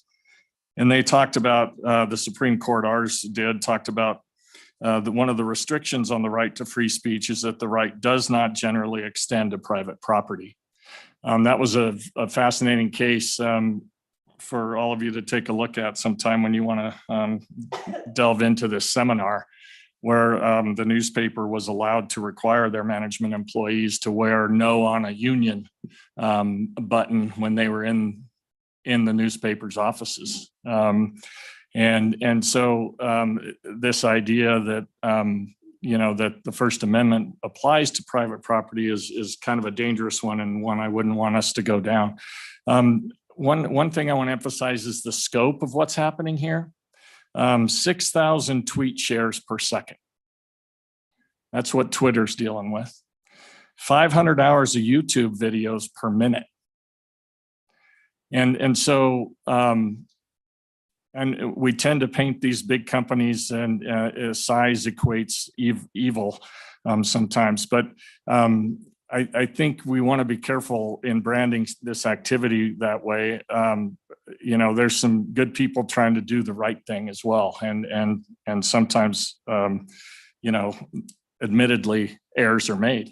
I don't want to minimize in any way the concerns that lead to this legislation. There are good, smart people involved in that, and people I respect a great deal. I just think this isn't the right approach. We keep hearing these folks are like common carriers. The bill says similar. That means they're not common carriers. Our Constitution talks about who are common carriers, and these companies are not. We haven't heard yet about the federal preemption argument of Section 230. And I'm no expert on it, but the provision of that law says no provider or user of an interactive computer service shall be held liable for this kind of activity this bill wants to regulate. And so, later on in that section, it talks about states are free to pass legislation so long as it's not inconsistent with Section 230. I think this bill is. And then you heard the comments about aid or abet. So, Mr. Chairman, those are my comments. Again, I know others on Zoom and in this room are experts on this stuff. I fall into the category of the one that skips past all the political arguments and looks for pictures of your family out to dinner. And that's the extent of my use of these private companies. But happy to stand for questions, or if you want to direct some of those questions to Ms. Feliciano as well, who's, as I said, on the line. Thank you. Committee. Mr. Smith, you said one thing that I think it's important, at least in my mind and to my understanding of the bill and what we're doing with it and what I ultimately decide to do with it. And you mentioned the comment of, some of the people in the tech industry that, are good people trying to do the right thing. They're trying to do, they're maybe take it a step further. They're not, the company itself and individuals may not be evil. And to me, all of that's irrelevant. To me, it's irrelevant. It doesn't matter whether that's the thing that I struggle with. To me, it doesn't matter whether the viewpoint should be deleted or the viewpoint, whether it's right or wrong, whether, to me, if we're talking about two concepts, free speech, and I think we all agree that's designed to regulate the federal government, to restrict the federal government. To me, it's a question of whether we want our tech, these big tech industries, whether we're talking about Twitter, Facebook, YouTube, bring Parler in as a small one, whatever we're talking about. The question is whether we want to treat them as free enterprise, private companies. And if so, we don't regulate them under the First Amendment. That's not what, as you pointed out, that's not what the First Amendment does. And if we don't want to treat them as such, then we're going to treat them as a public square. And if we're going to treat them as a public square, then we darn well better be sure we're ready to regulate them, because that's what's going to happen. And then we enter the conversation. If we decide to regulate them, then we as elected individuals become the deciders of what is right and wrong. I think that while this bill tries to speak to viewpoint neutrality, I am absolutely confident, even in my short amount of time that I've spent in government, that that these concepts, this bill will come back. If it were enacted into law, it will come back in other forms. And down the line, we'll begin to carve out what we believe viewpoint is and isn't. And that's my greatest fear, is that if we say we're going to regulate a private industry and we're going to flip it on its head and say everything that in your industry is now the public sphere, and we got to be ready to regulate it. And then we decide what's right and what's wrong. We decide what people should see and what people shouldn't see. And, you know, to me, that's the conversation we're having. Thank you, Mr. Chairman. I'm not sure how to respond other than I agree with that concern, or you go the other way and there is no regulation because it's a public square and because everything must be presented. You know, once you get in the public square, that's where this neutrality concept comes into play. You can't say someone representing the party of the elephants can have a bullhorn on the Capitol steps at 10 o'clock today, but representing the donkeys cannot. That's what the viewpoint neutrality would say, and that means I think Mr. Szabo kind of hinted at this too. If it's a public square, then can they regulate anything? Well, you know, other than those few narrow exceptions that you've already spoken to. Yeah, and so going the other direction, exactly, Mr. Smith. So now going back to your comments and some of my comments about food. Well, think about that in the world that we live in right now. There are individuals who think that they have the moral and legal authority to tell me what I can and cannot eat or consume, because maybe it's too fatty or maybe it contains too much sugar and it's not healthy for me. And if I give a cheeseburger to my kids, then I'm not doing what's best for them. I don't believe any of that. I believe that liberty is the right, and the right to make a freedom choice that is both good and that is both bad. That is what liberty is. It's the ability to make bad choices as well as good choices. And so spin that on their head, spin it into the tech world. Now, if the wrong people are in control, will they decide whether I can't even post my food pictures? Because maybe putting that cheeseburger out there is too dangerous, or maybe putting my Slurpee out there is too dangerous and promotes diabetes or whatever it may be. And that may seem far-fetched, but to me, it's not. To me, that is the fear of when we dive in to the world that is our social media world, and we decide what we should put on there. And I understand the bill wants viewpoint neutrality, but I guess maybe others have more faith in the government than I do, but I don't have that faith in the government down the road to not take it to the extreme. And that's my biggest fear. That's probably more of a statement than a question. Wouldn't you agree? Yes, Mr. Chairman. Other questions for Mr. Smith? Thank you very much. Thank you. Thank you. You said that Rose was with you. Let's go to Rose. Yes, thank you, Mr. Chairman. Rose, go ahead and introduce yourself, the organization you're with, and tell us what you think we need to know. Good morning, Chair Olson and members of the committee. My name is Rose Feliciano, Northwest Director of State Government Affairs for Internet Association. IA's mission is to foster innovation, promote economic growth, and empower people through the free and open internet.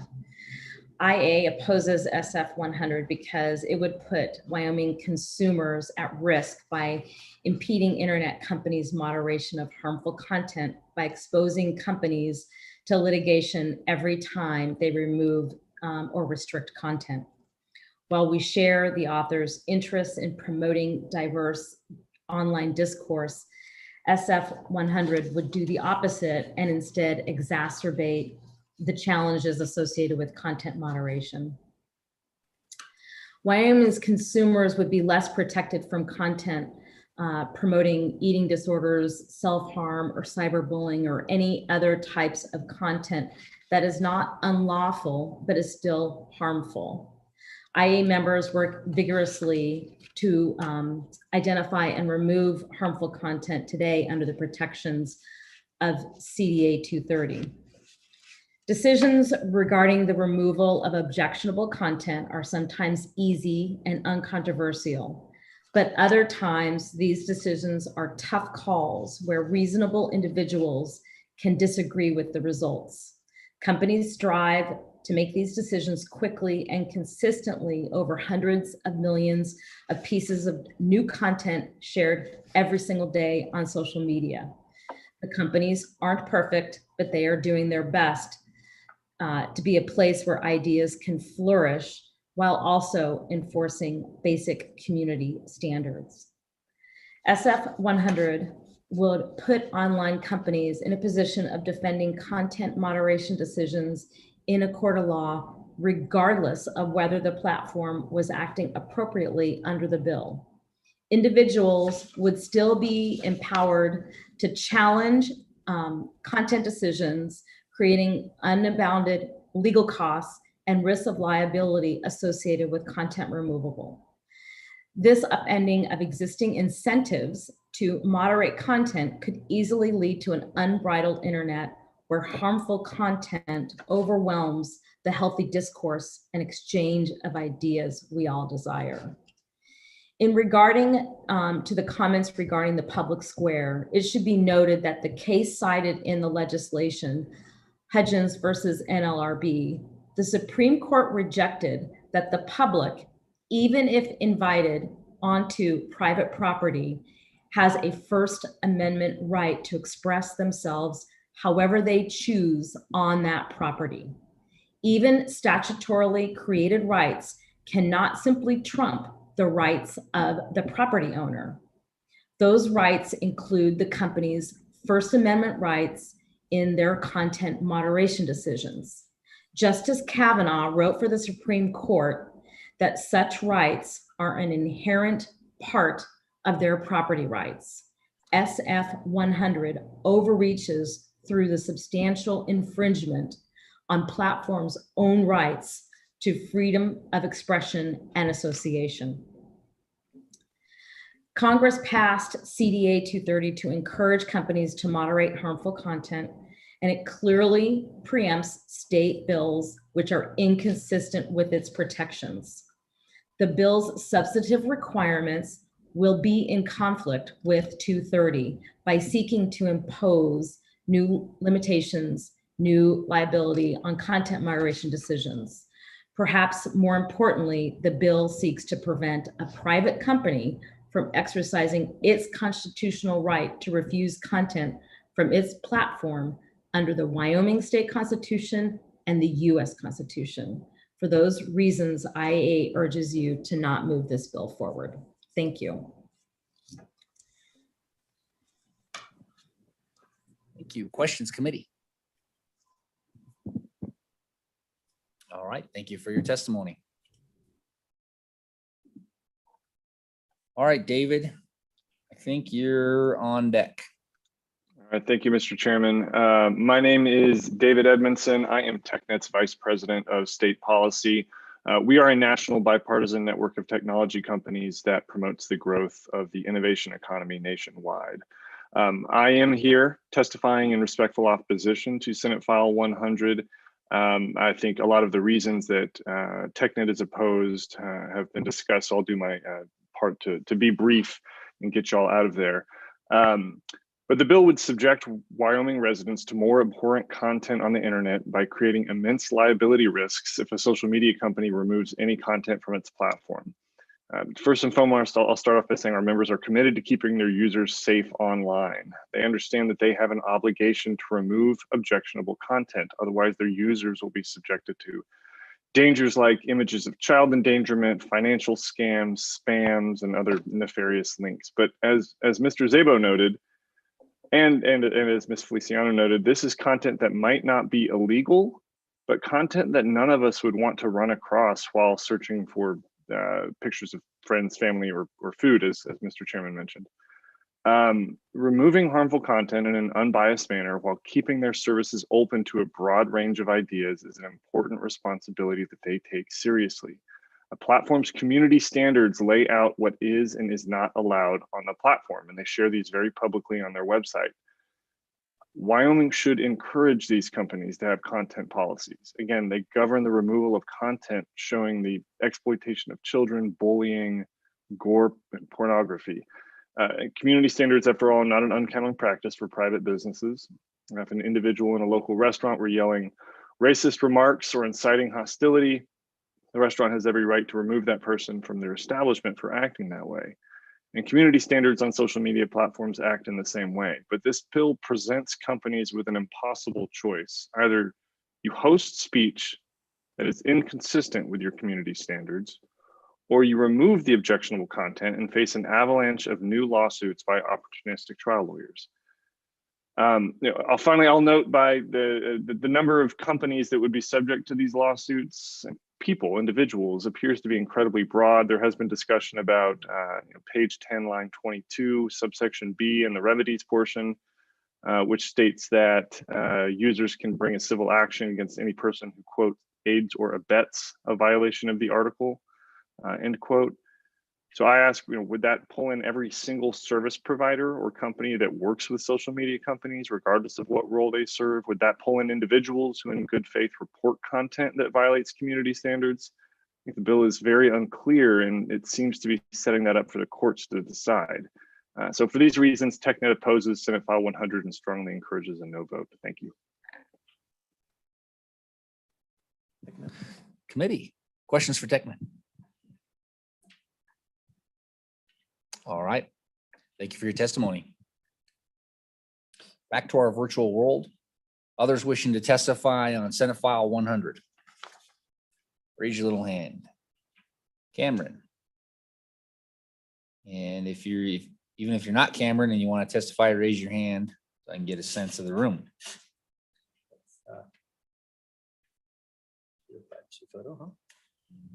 All right, Cameron, you're on deck. Good morning, Mr. Chairman, members of the committee. Thank you for this hearing. My name is Cameron Schulte. I'm the Director of Government Relations with the Heartland Institute, a national free market organization. I submitted my testimony to the committee already, so I will not go into detail into that and just read it verbatim to you, but I did want to go over some questions that have been raised just real quick to hopefully lend some clarity to the discussion, a very good spirited discussion, I might add. I would start by saying in almost all cases, I will agree with Mr. Szabo on almost all issues. The Heartland Institute is similarly a free market organization dedicated to exploring public policy issues that empower individuals and embrace liberty-minded solutions. But on this issue, I think there's a fundamental difference. And as background and against the backdrop, I think today's discussion hinges on how we interpret Section 230, the federal law, the Communications Decency Act of 1996. Even the most generous reading of Section 230 under otherwise objectionable doesn't justify censorship of political or religious viewpoints. Under Section 230, internet companies, interactive websites are allowed to censor obscene, which does not apply here to political censorship, lewd, which does not apply, lascivious, filthy, excessively violent, or harassing, or otherwise objectionable. A narrow reading of Section 230 is what is appropriate as we consider this legislation. And under a very narrow reading, otherwise objectionable content is simply a catch-all for it, or not a catch-all, but rather it's meant to catch those things that may fall through the crack of that which is obscene, lewd, lascivious, filthy, excessively violent, or harassing. It is not meant to be some sort of firewall and standard that big tech corporations can hide behind to remove viewpoints that they might otherwise find objectionable. So we've heard a discussion about that which is harmful or safe. The internet is an ugly place. I think we can all agree that there are corners of the internet that are absolutely abhorrent. I agree, but it is not Twitter or Facebook's or YouTube's responsibility to protect us from that which is harmful or to say that it's safe. Only under Section 230 is content allowed to be censored. And the parameters are very, very clear in that. But let's suppose for a moment, let's suppose for argument's sake that these companies do enjoy some level of First Amendment protection. What the First Amendment doesn't then protect is deceptive trade practices. And so if we're concerned about First Amendment issues and that somebody's First Amendment rights or that Twitter's First Amendment rights are somehow infringed by a bill like SF 100 or the 31 other states that are looking at this issue right now in the 41 plus bills or resolutions across the country. And this speaks to an issue that was raised by Representative Oakley. These companies are not allowed to engage. The First Amendment does not protect deceptive trade practices. And so when a user of these platforms signs up, they agree and have a reasonable expectation that those things not outlined in Section 230 are clearly allowable.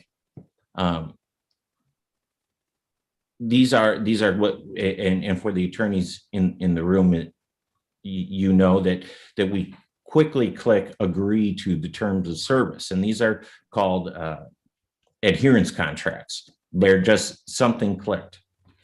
And so the public square or First Amendment debate doesn't necessarily apply against that backdrop. But I'd also add here that in these cases, states are absolutely allowed under the state exemption under Section 230 to enact legislation like this. And clearly the bill speaks to and addresses Commerce Clause issues. There is a state exemption in Section 230. And I believe in my heart of hearts, and I think Alec in this regard on other issues would agree, that this is a federalism question, that you have states exploring solutions to this challenge. And we saw just over the weekend, we saw Senator Elizabeth Warren threatening Amazon. That's why the decentralization of the regulation out into the states and not leaving it to Congress to regulate this issue might be perhaps the best path forward. With that, I won't belabor any other points. You have my written testimony, but I'm happy to try to answer any questions the committee may have. Questions, committee? All right, thank you, and we appreciate your testimony. Thank you. Anyone else wishing to testify on Senate File 100? Seeing no one in our physical world and no one in our virtual world, I will close public comment on Senate File 100. Committee, what is your pleasure?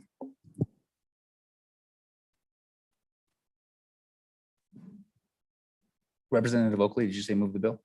Moved by Representative Oakley. Seconded by Representative Craig. Amendments or discussion on this bill? Representative Zorn, sir. Well, Mr. Chairman, I have about 4 amendments I'd like to make, but I'm not sure at 10:04 if we're going to hold the bill. Can I ask for a straw poll? If with amendments, people are going to vote, thinking about voting for this? Is that fair? I don't want to waste everyone's time if it is going to go through, I don't want to waste everyone's time the other way. So. Right. I think that's a fair question. Representative Williams. Thank you, Mr. Chairman. I have 2 amendments as well. Okay. Do you want to go through them or do you want to straw poll? Or you want to hold it? Well, that's, so I'm going to straw poll the committee because if it's 10:04 and we've got some amendments. If that's the case, I'll probably hold the bill over and then run amendments. So committee, what is your pleasure? Would you like to vote on the bill? Would you like to come back and work the bill? Want to vote on the bill? Vote on the bill? Vote on the bill? Voter work. The motion to table it, and if that fails, we'll work it. Well, I just counted up four work the bills. I'm sorry, 4 vote on the bills. Vote on the bill. Vote on the bill, 5. You want to work it or vote on it? Is yours dropple? I guess I want to vote on it, and I can, if it passes, I'll work on the amendments on the floor, because the quicker you get to the floor, you only got 3 days, so I Yeah. don't think you have time to hold it over for another day and get it through, so people are Wednesday's the thinking. last day out of committee.